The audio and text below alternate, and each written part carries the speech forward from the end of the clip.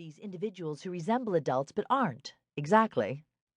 The Margaret Mead who lurks within every parent can't help but notice curious discrepancies between the boy or girl under consideration and the grown-up we swear we were at the same age. We've come to think of adults as people who settle down. Adults are financially independent and fiscally solvent, albeit usually with debt and a mortgage, usually tethered to a steady job or its reasonable facsimile.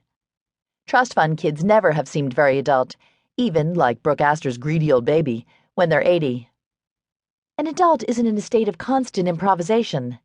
An adult isn't shackled to his or her mother or father by cell phone or purse strings or both in a three-legged race toward an undecided destination.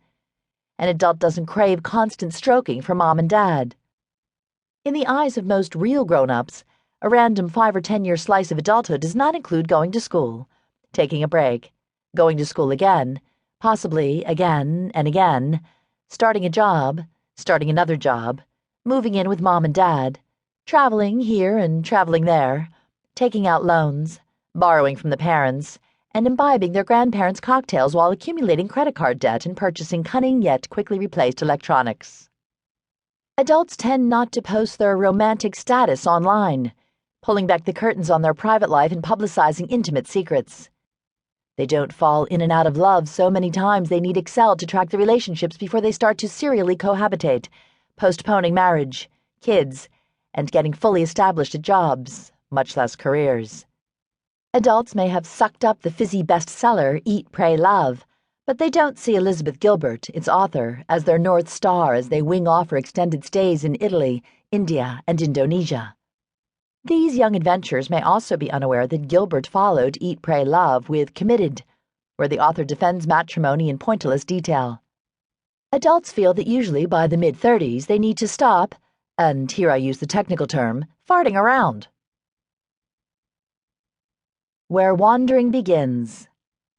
The road separating today's adult from yesterday's starts to diverge when parents drop off Jenny or Josh at college. For most of today's parents, this is uncharted territory, and not only because of Adderall replacing LSD, the unisex dorms and bathrooms, and the comfortably out same-sex relationships and transgender students. After visiting well over a dozen campuses during high school, Hogwarts if the parents could afford it, taking thousands of dollars worth of Sisyphean test prep courses, and perhaps enjoying a jolly gap year in a faraway land, most American kids from solidly middle-class and upper-middle-class families enroll in an institution of higher learning.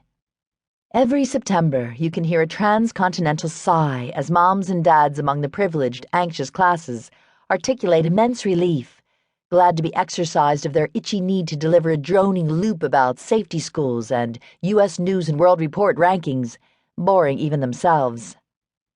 Mom and dad accompany their newly minted first years. Freshman is 1969 pre-feminist Neanderthal argot, and even Frosh has landed in the linguistic compost heap, to a campus.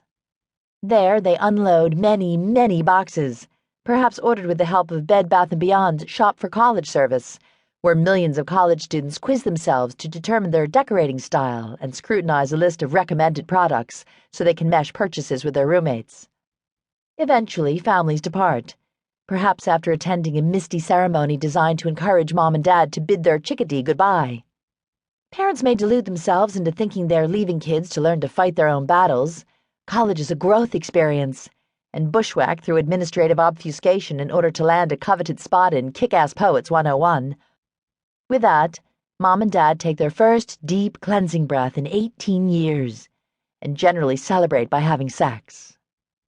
Some students major in something solid, graduate and hop onto the hamster wheel to high-powered jobs, destination weddings, early parenthood, and homes furnished from Design Within Reach, West Elm, and CB2.